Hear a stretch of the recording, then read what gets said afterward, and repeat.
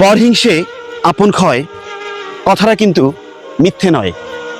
অন্যের উন্নতিতে যদি আপনার কষ্ট হয়, আপনাকে বলছি আপনার চোখ খুলে রাখা উচিত নয়।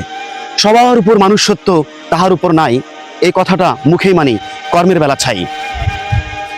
এক আল্লাহর ইবাদত করি, মানুষ হিসাবে আমরা উম্মতে মুহাম্মাদি, তাহলে আবার কিসের শিয়া কিসের সুন্নি?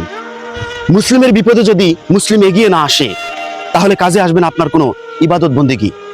ভুলে যাবেন না, সাক্ষী আছে জাতি, এই শিয়া সুন্নি ঠেলাঠেলিতে হারিয়ে গেছে মহান নেতা সাদ্দাম আর গাদ্দাফি।